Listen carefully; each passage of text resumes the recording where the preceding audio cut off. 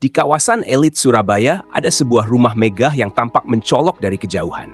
Bangunannya besar, bergaya Eropa klasik dengan tiang-tiang tinggi dan jendela lebar berbingkai kayu tua. Halamannya luas, dipenuhi semak liar dan pohon-pohon besar yang sudah lama tak terurus. Orang-orang biasa menyebutnya Rumah Darmo. Dulu, rumah itu sempat jadi buah bibir karena kemewahannya. Konon, pemiliknya adalah seorang pengusaha keturunan Tionghoa yang sangat kaya raya. Tahun 80-an, rumah itu jadi lambang kejayaan. Mobil-mobil mewah sering terparkir di depannya, dan pesta-pesta besar digelar hampir setiap akhir pekan. Tetangga sekitar cuma bisa mengintip dari balik pagar, karena tak sembarang orang bisa masuk ke sana. Lingkungan sekitarnya termasuk kawasan yang tenang. Di siang hari, anak-anak sering bermain sepeda di trotoar, dan suara pedagang keliling sesekali terdengar. Warung di pojok jalan jadi tempat nongkrong bapak-bapak sore hari, ngobrol ngalor ngidul sambil menyeruput kopi dan nonton berita di TV kecil hitam putih. Waktu berlalu, banyak yang pindah. Rumah-rumah direnovasi jadi lebih modern, tapi rumah Darmo tetap berdiri seperti dulu, kokoh dan tak berubah, meski mulai terlihat usang. Anehnya, sejak akhir 90-an, rumah itu mendadak sepi. Tak ada lagi mobil yang keluar masuk. Lampu-lampu tak pernah menyala. Kadang orang melihat pintu gerbang terbuka sedikit, tapi tak ada tanda-tanda kehidupan di dalamnya. Beberapa tukang ojek yang mangkal di ujung jalan suka bergurau. Kalau dikasih duit 1 juta, berani nggak nginep semalam di rumah Darmo? Biasanya ditanggapi tawa dan ledekan, tapi tak ada yang benar-benar mau mencoba. Warga sekitar masih sering lewat depan rumah itu. Beberapa mengaku penasaran, ada juga yang tetap cuek. Toh, selama ini tak pernah ada yang aneh-aneh. Cuma satu hal yang selalu jadi pembicaraan. Kenapa rumah sebesar dan semegah itu dibiarkan kosong selama puluhan tahun? Katanya, keluarga yang dulu tinggal di sana menghilang begitu saja. Tanpa kabar, tanpa jejak. Dan sejak saat itulah, cerita mulai berubah.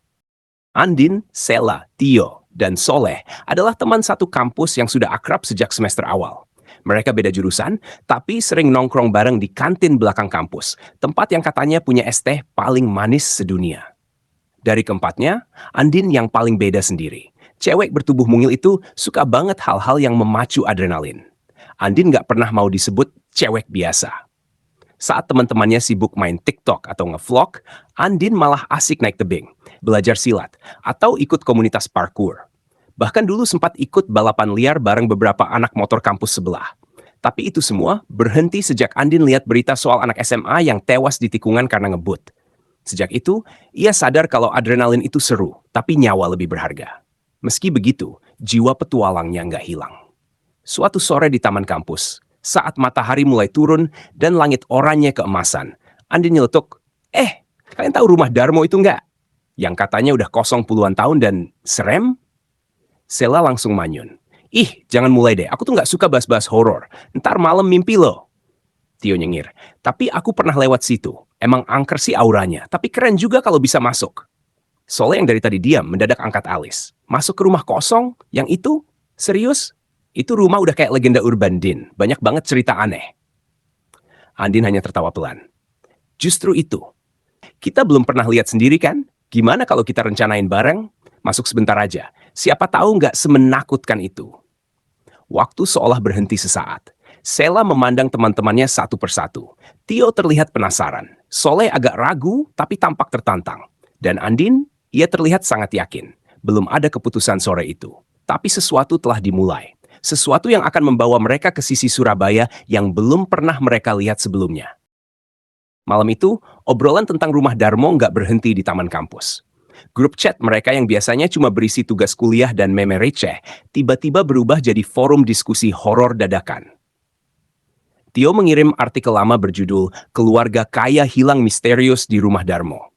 Soleh nyaut dengan voice note pelan, seolah takut kalau suaranya terdengar oleh sesuatu. Gua pernah dengar dari bapak gua, katanya dulu tuh rumah dibangun sama orang yang dapat kekayaan dari pesugihan. Tapi syaratnya berat, sampai akhirnya satu keluarga hilang kayak ditelan bumi. Sela langsung ngetik, astagfirullah.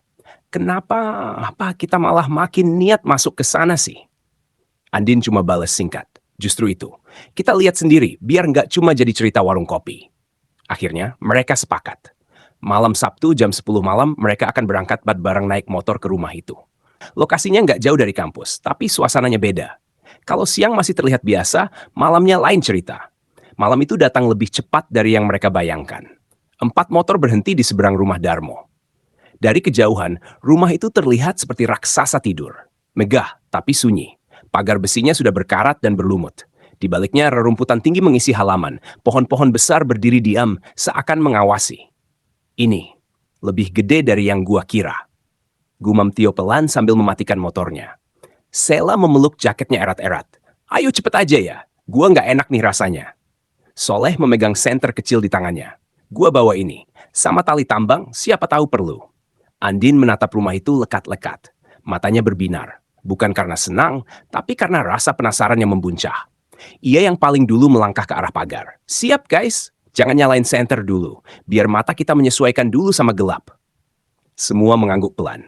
Pagar besi itu hanya diganjal batu.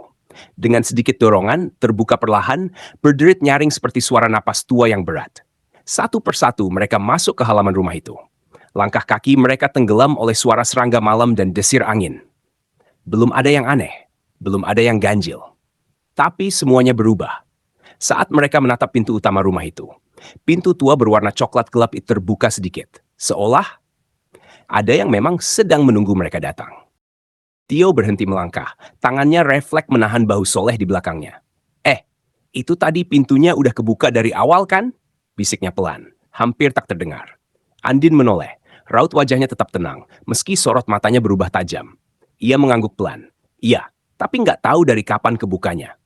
Sela langsung berdiri lebih dekat ke Soleh, seolah tubuh tinggi temannya itu bisa jadi tameng. Din, kalau ada yang buka pintu dari dalam gimana? Bisa aja masih ada orang, maling atau hal lain. Andin tersenyum kecil, entah karena gugup atau memang merasa tertantang. Justru itu yang kita cari kan? Halaman depan rumah itu dipenuhi daun kering. Setiap langkah kaki mereka menimbulkan suara khas krek-krek yang teredam angin. Aroma lembab bercampur tanah basah tercium, seperti gudang lama yang tertutup puluhan tahun. Begitu tiba di depan pintu, Andin mengangkat tangannya menyentuh kayu tua itu. Rasanya dingin. Dingin sekali. Ia mendorong pelan. Pintu itu mengayun perlahan ke dalam, menghasilkan bunyi berderit yang memanjang, seperti erangan berat seseorang yang tertahan. Gelap. Dalamnya gelap total. Tapi ketika senter dinyalakan, ruangan di balik pintu itu tampak seperti museum tua. Ada karpet usang, sofa besar yang tertutup debu, dan lemari kaca yang penuh dengan pajangan porselen. Langit-langitnya tinggi, dihiasi lampu gantung besar yang sudah dipenuhi sarang laba-laba. Mereka masuk satu persatu. Tio menyorotkan senternya ke dinding. Ada lukisan besar tergantung di sana. Seorang pria tua duduk bersama istri dan 2 anak. Semua mengenakan pakaian gaya Eropa kuno. Tapi yang bikin merinding, tatapan mata mereka seolah mengikuti kemanapun lampu diarahkan. Gila, ini creepy banget, gumam Tio. Soleh mendekat ke meja kayu di dekat jendela. Ada jam antik besar, tapi jarumnya diam di angka yang sama. Andin, gua rasa kita cukup lihat-lihat di sini aja. Nggak usah naik ke atas. Gua nggak enak, kata Sela, suaranya menurun. Andin justru mengarah ke tangga.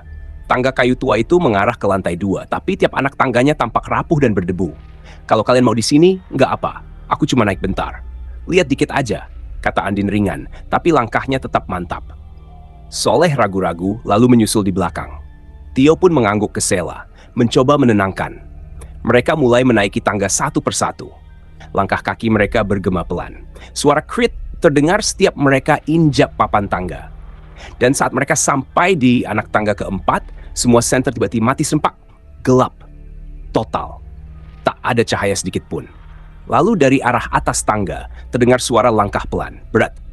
Tap, bukan mereka, bukan dari bawah, tapi dari atas. Jantung mereka serasa berhenti. Gelap yang tadinya hanya hampa, kini terasa menekan, seperti ada sesuatu yang sangat besar berdiri tepat di hadapan mereka. Tio mencoba menyalakan senternya lagi. Klik, klik, tidak nyala. Dia goyang-goyangkan, tekan lagi tombolnya, tetap nihil. Sela mulai terisak pelan di bawah, suaranya seperti desahan ketakutan yang ditahan. Andin masih diam di tengah tangga. Matanya mencoba menyesuaikan diri dengan gelap, tapi tidak ada bentuk apapun yang bisa dikenali. Hanya perasaan kalau ada mata lain yang juga sedang menatapnya. Tiba-tiba terdengar suara napas. Pelan, tapi dalam, seperti napas seseorang atau sesuatu yang berdiri tepat beberapa langkah di depan mereka. Soleh bergumam pelan, nyaris tak terdengar. Bismillah, bismillah. Dan seketika itu juga, prang! Sesuatu jatuh dari lantai 2, seperti kaca pecah menghantam lantai kayu di bawah. Mereka semua refleks menoleh ke arah suara, tapi tak bisa melihat apa-apa. Andin buru-buru melangkah turun kembali, diikuti Soleh dan Tio. Mereka kembali ke ruang tengah dalam keadaan panik. Nafas memburu. Sela langsung memeluk Andin begitu ia muncul di bawah. Aku dengar suara langkah, Din. Sumpah, ada yang naik turun di atas sana. Bisik Sela terguncang. Tio akhirnya berhasil menyalakan senternya kembali. Dan yang pertama kali ia sorot adalah lukisan keluarga tadi. Semua langsung membeku. Wajah-wajah dalam lukisan itu, mata mereka lebih besar, senyum mereka lebih lebar, terlalu lebar. Dan kini, tangan si pria tua dalam lukisan itu menunjuk lurus ke arah ruang makan di sebelah. Soleh mundur satu langkah. Tadi tangannya nggak kayak gitu kan? Andin menatap lukisan itu dalam-dalam, dadanya sesak. Dia bukan orang penakut, tapi ini bukan sesuatu yang bisa dijelaskan logika. Kita harus keluar, katanya pelan. Tapi baru saja mereka melangkah ke arah pintu utama. Pintu itu tertutup sendiri, kunci kunonya berputar sendiri dari luar, mengunci mereka dari dalam. Rumah itu, yang tadinya diam seperti bangunan mati, kini hidup. Hidup dan sadar bahwa ada tamu yang tak diundang telah masuk ke dalamnya. Sela menjerit kecil. Din, kuncinya dikunci dari luar. Gimana bisa? Andin langsung menarik gagang pintu dan menggedor keras-keras. Halo, ada orang di luar? Buka pintunya, teriaknya. Meski ia tahu, siapapun yang menutup pintu itu kemungkinan besar bukan manusia biasa. Soleh mundur sambil menyorot ke segala arah. Gua udah nggak yakin ini cuma rumah kosong. Ini tempat. Kayaknya udah lama nggak mau didatengin siapa-siapa. Tio mencoba tetap tenang, tapi tangannya gemetar saat membuka HP. Nggak ada sinyal. Sela juga mencoba HP-nya, sama. Layar menunjukkan no signal, dan jam digitalnya stuck di angka yang aneh. Sama seperti jam tua di dekat jendela tadi.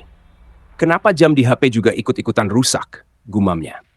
Mereka memutuskan untuk tetap bersama dan menyusuri bagian lain dari rumah, berharap ada jalan keluar atau jendela yang bisa dipaksa buka. Tapi rumah itu seperti labirin. Lorong-lorongnya panjang dan berliku. Tiap pintu yang dibuka selalu menuju ruang yang aneh. Ruang makan berisi kursi tua dengan piring-piring yang seolah baru dipakai. Ruang baca dengan buku-buku berbahasa Belanda dan Latin. Bahkan ada satu ruang dengan ranjang tua yang spraynya masih tertata rapi. Namun terlihat basah. Seperti pernah dipakai barusan. Aneh. Semua ruangan ini kayak masih ditinggali, bisik Tio.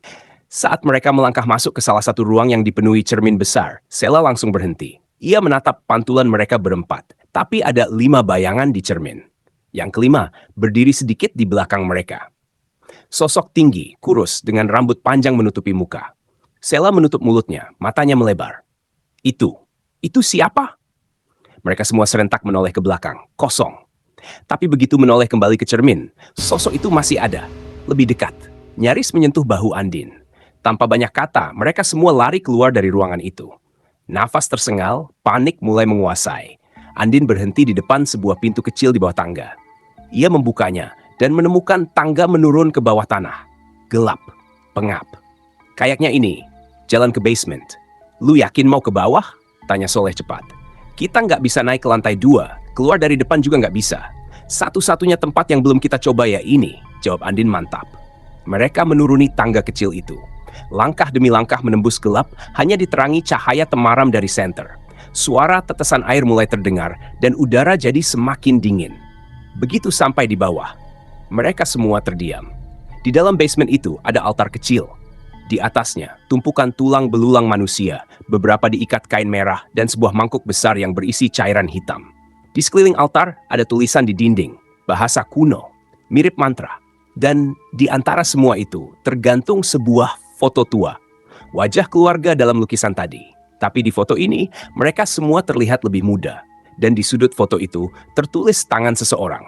Perjanjian ini akan hidup selamanya. Dan siapapun yang masuk adalah bagian dari pengabdian berikutnya. Sela gemetar, hampir terjatuh.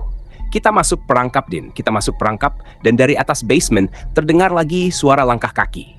Pelan, berat, makin dekat. Langkah-langkah itu terdengar jelas, bergesekan dengan debu, menekan kayu yang sudah tua. Tap, tap. Suasana di dalam basement makin sesak, seperti udara di dalam sana enggan memberi napas. Tio menyorotkan senternya ke arah tangga sempit tempat mereka tadi turun. Tak ada siapa-siapa. Tapi langkah itu terus terdengar, padahal tak terlihat satupun kaki yang menuruni anak tangga. Andin mencengkram senter lebih erat. Ia tahu, dalam situasi seperti ini, mereka harus tetap tenang. Tapi tubuhnya sendiri mulai gemetar, bukan karena takut, melainkan karena rasa ditatap yang begitu kuat dari segala penjuru ruangan. "Aku nggak kuat, Din," lirih Sela. Ia terduduk di lantai, menutup telinganya, menangis tertahan. Soleh mendekatinya, menepuk punggungnya pelan. "Tenang, kita bakal keluar dari sini. Percaya sama gua." Tapi suaranya sendiri terdengar seperti orang yang sudah tak yakin dengan harapannya. Andin melangkah mendekati altar. Mangkuk besar berisi cairan hitam itu seperti mengeluarkan bau anyir. Saat dia sorot lebih dekat, cairan itu bergerak sendiri, seperti ada yang mengaduknya dari bawah. Tepat saat itu, tiba-tiba semua senter mati lagi. Gelap total. Tak ada yang berani bicara. Mereka hanya bisa mendengar napas masing-masing dan detak jantung sendiri yang menggila. Dan di dalam kegelapan itu, terdengar suara pelan. Suara seorang wanita. Sudah saatnya. Suara itu tak datang dari tangga. Bukan dari atas, bukan dari bawah, tapi dari dalam ruangan bersama mereka. Sela menjerit histeris. Tangisnya pecah seketika. Tio memeluknya sambil memejamkan mata, mencoba tidak ikut panik. Andin masih berdiri di depan altar merasa sesuatu mengalir di kakinya. Ia menunduk dan menyadari darah menetes dari langit-langit. Setetes, dua tetes, lalu makin banyak. Tak! Sesuatu jatuh di belakangnya. Berat, Andin menoleh pelan. Matanya yang mulai terbiasa dalam gelap menangkap sosok wanita, berdiri tak jauh dari mereka. Rambut panjang, wajah tak terlihat karena tertutup seluruhnya oleh rambutnya sendiri. Tubuhnya membungkuk seperti patah, tapi ia tetap berdiri. Mendekat. Soleh refleks menarik Andin ke belakang. "Kita mesti keluar. Sekarang!" Mereka lari ke arah tangga, naik terburu-buru, tak peduli lagi dengan suara yang mengikuti di belakang. Nafas memburu, keringat dingin mengucur. Begitu sampai ke ruang atas, semua lampu rumah mendadak menyala sendiri. Terang. Ruangan yang tadinya suram kini terlihat bersih. Tak ada debu, tak ada karpet usang, tak ada sarang laba-laba. Semuanya seperti rumah keluarga biasa. Normal. Terlalu normal. Tapi itulah yang membuat mereka semua berhenti di tempat. Karena rumah itu berubah. Seolah menyambut mereka sebagian dari rumah tersebut. Andin menatap sekeliling. "Kita masuk ke dalam, dan sekarang kita ada di bagian lain dari rumah ini." Tio menjawab pelan. "Atau bagian lain dari dunia ini." Dan saat-saat mereka menoleh ke lukisan di dinding, wajah mereka berempat. Sudah ada di dalamnya. Sela jatuh terduduk lagi. Napasnya tersengal, tangannya menunjuk ke lukisan itu sambil bergetar. Itu, kita. Kenapa ada kita di dalam lukisan itu? Mata mereka membelalak. Tidak hanya wajah mereka yang terpampang, tapi juga pos mereka. Sama persis dengan posisi terakhir mereka berdiri sebelum melihat lukisan itu. Seolah-olah seseorang atau sesuatu telah mengabadikan mereka dalam bentuk kutukan. Andin mendekat perlahan. Tatapannya tajam, campuran antara takut dan penasaran. Ia mendekatkan wajahnya ke lukisan. Tangannya hampir menyentuh permukaan kanvas. "Jangan disentuh!" teriak Soleh tiba-tiba. Tapi terlambat. Begitu jari Andin menyentuh lukisan itu, suara tangisan tiba-tiba terdengar di seluruh penjuru rumah. Pelan, lalu semakin keras, menggema, melingkar-lingkar di dalam kepala mereka. Tio menutup telinga. "Suara apa ini? Di mana bayinya?" Sela menjerit dan mulai memukul-mukul telinganya seperti kesakitan. "Itu bukan bayi biasa. Itu di dalam kepala kita." Danin mundur beberapa langkah, mukanya pucat. Aku lihat sesuatu waktu nyentuh lukisan itu. Ada semacam tempat, kamar, penuh tempat tidur bayi. Tapi semua bayinya, ia terdiam. Semua bayinya nggak bergerak. Mereka kayak diawetkan. Soleh mencoba menyusun napasnya. Ini jelas tempat ritual. Gua pernah baca di forum-forum horor. Rumah Darmo ini ada legenda soal bayi tumbal. Andin menoleh cepat. "Maksud lo apa?" Katanya, dulu pemilik rumah ini pengusaha kaya yang ngejual anak-anaknya buat kekayaan. Setiap 7 tahun, satu bayi dikorbankan di basement. Itu sebabnya rumah ini dibiarkan kosong. Karena siapapun yang datang bisa jadi tumbal pengganti. Sela menutup wajahnya. "Kita bakal mati di sini. Kita bakal dijadiin tumbal." Tiba-tiba suara tangisan bayi itu berhenti. Hening, lalu juk, juk. Ketukan keras di pintu depan. 3 kali, teratur. Seolah ada seseorang yang datang, mengetuk, menjemput. Tio menatap mereka. Itu pertanda. Entah sesuatu minta izin masuk, atau ia menelan ludah, kita yang disuruh buka pintu. Andin meraih sebuah kursi dan bersiap. Kalau ini semua ritual dan kita masuk ke dalamnya, maka harus ada yang melawan balik. Gua nggak bakal diam jadi korban. Tapi saat ia melangkah ke arah pintu, mendadak cermin di ruang tamu pecah sendiri. Dari pecahan itu muncul asap hitam. Perlahan membentuk siluet manusia. Siluet itu bukan manusia biasa. Tubuhnya tinggi, kulit seperti terbakar hangus, matanya merah menyala. Dan ia, selamat datang kembali, keturunan pengganti. Dan sebelum siapapun sempat bereaksi, lampu-lampu kembali padam. Pintu terbuka sendiri perlahan, dan dunia mereka berubah untuk selamanya. Begitu pintu depan terbuka, hembusan angin dingin menerpa mereka dari luar. Tapi, yang mereka lihat bukanlah jalan, bukan halaman, bukan langit malam Surabaya. Yang terlihat hanyalah kegelapan yang bergerak. Gelap yang seperti hidup melambai-lambai seolah mengundang mereka untuk masuk atau menelan mereka seluruhnya. Soleh perlahan berjalan mundur. Ini bukan dunia kita lagi. Rumah ini udah nelen kita. Tio menarik Sela yang masih ketakutan ke sudut ruangan. Kita harus tutup pintunya, sekarang. Tapi Andin tetap berdiri di depan. Tatapannya terpaku pada sosok siluet hangus yang berdiri di depan cermin pecah itu. Asap hitam melayang-layang di sekitarnya, dan senyumnya makin lebar, memperlihatkan deretan gigi hitam seperti arang yang retak-retak. "Siapa lo?" tanya Andin. Nadanya datar namun tegas. Makhluk itu tak langsung menjawab. Ia hanya menunduk sedikit, lalu mendongak ke arah langit-langit, menghela napas seperti menikmati aroma ketakutan mereka. "Aku yang mereka panggil saat malam pengorbanan. Aku yang memberi kekayaan dan mengambil bayaran setimpal." Tiba-tiba dinding rumah bergetar. Lukisan-lukisan di dinding bergerak sendiri. Wajah-wajah yang sebelumnya diam kini menangis darah. Dari lantai mulai muncul tangan-tangan hitam, merangkak seperti bayangan. Berusaha menarik kaki mereka satu persatu. Sela menjerit, "Dia mengambil kita!" Andin berbalik, menggertakkan gigi. "Lo mau barter kan? Lo dapat pengorbanan, tapi kita juga punya kehendak." Makhluk itu tertawa. Tawanya seperti suara pecahan kaca bercampur logam berkarat. "Kalian pikir bisa tawar-menawar? Sudah terlalu terlambat. Saat kalian menjejakkan kaki ke altar, ritual telah dimulai." Tio tiba-tiba teringat sesuatu. "Tunggu, tadi waktu kita baca tulisan di bawah altar, ada nama kan? Nama pemilik rumah ini, Pak Soewarto Darmo. Dia yang buat perjanjian ini." Soleh menimpali. "Kalau kita bisa balikin tumbal ke garis keturunan asli, mungkin kita bisa bebas." Andin berpikir cepat. "Itu artinya kita harus cari sisa darah Soewarto di rumah ini." Sela menoleh panik. "Di mana rumah segede gini?"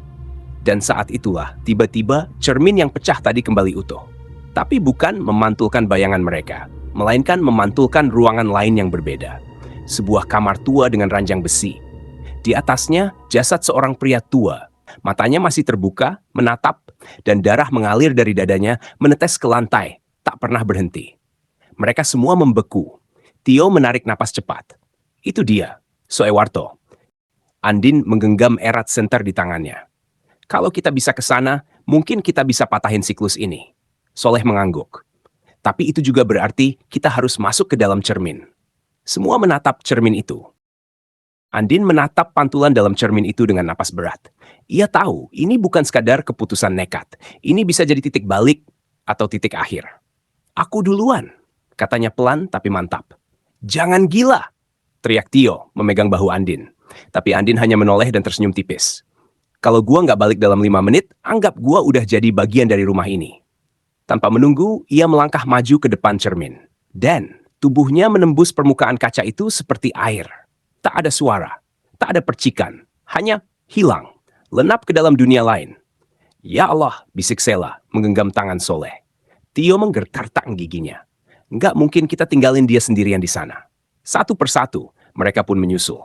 Sela ragu sejenak, tapi dorongan dari Soleh cukup membuatnya ikut masuk. Begitu terakhir kaki mereka menghilang ke dalam cermin. Ruangan kembali sunyi. Di sisi lain, dunia berubah. Langit merah pekat, udara panas dan lembab. Rumah Darmo kini bukan lagi rumah kosong terbengkalai, tapi istana kematian yang bernafas.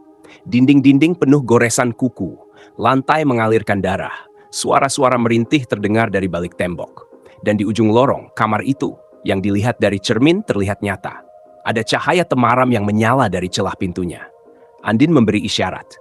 Mereka mendekat perlahan.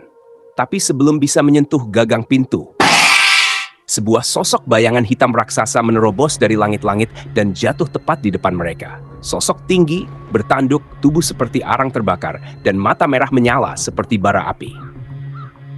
"Terlalu cepat kalian sampai," desisnya dalam suara yang dalam dan menggema. "Belum saatnya, tapi jiwa kalian sudah tercium aromanya." Sela berteriak dan berlari ke belakang. Tio mencoba melawan dengan besi yang ia temukan, tapi saat ia mengayun, senjata itu langsung meleleh seolah hanya lilin di hadapan api. Makhluk itu mengangkat tangannya. Dari lantai, bayangan mencuat dan melilit kaki mereka. Perlahan, tubuh mereka mulai terseret menuju lorong gelap di samping ruangan itu. Namun, tiba-tiba pintu kamar terbuka sendiri. Cahaya putih menyilaukan keluar dari dalamnya, dan dari dalam ruangan itu, sosok seorang pria tua muncul. Wajahnya pucat, mengenakan pakaian zaman dulu, dan darah menetes terus dari dadanya yang berlubang. Tapi matanya bukan mata orang mati. Itu mata orang yang menyimpan rahasia kelam.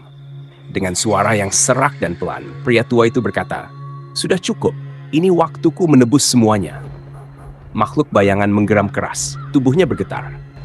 "Kau bukan lagi tuan di rumah ini. Kau telah mengingkari janji." Tapi pria tua itu menatapnya dalam-dalam dan berkata, "Mereka tak layak menjadi korban. Aku yang membuat perjanjian, aku yang harus mengakhirinya." Lalu dari balik jubahnya, ia mengeluarkan sebuah benda liontin tua dengan simbol kuno. Liontin itu bersinar terang saat dia angkat. Makhluk bayangan menjerit, tubuhnya mulai pecah seperti arang terbakar.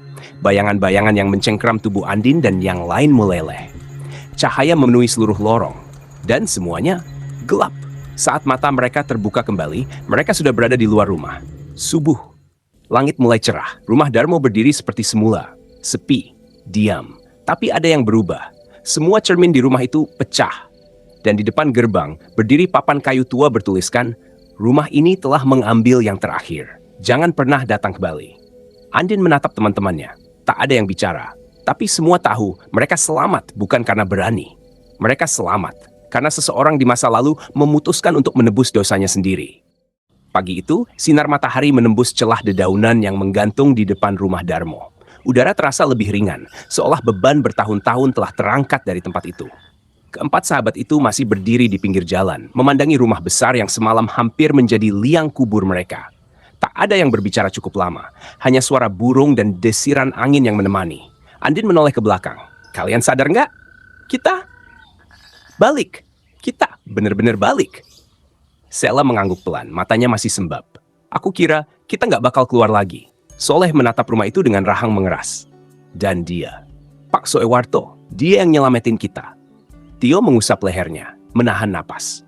"Gua rasa dia cuma butuh seseorang buat saksikan pengorbanannya. Dia cuma pengen bebas." Tak ada jawaban, hanya tatapan kosong penuh pemikiran. Mereka semua tahu pengalaman semalam bukan cuma tentang horor, tapi tentang warisan dosa, tentang perjanjian kelam yang akhirnya ditutup selamanya. Sela memegang tangan Andin. "Kita jangan pernah cerita ini ke siapapun ya." Andin hanya mengangguk. Tapi jauh di dalam hati, ia tahu cerita ini tidak akan selesai begitu saja. Ada luka yang akan tetap membekas. Ada mimpi buruk yang mungkin akan terus datang. Tapi untuk saat ini, untuk hari ini, mereka selamat. Mereka berjalan meninggalkan rumah itu. Tak menoleh ke belakang. Tak lagi penasaran. Tak lagi tergoda misteri.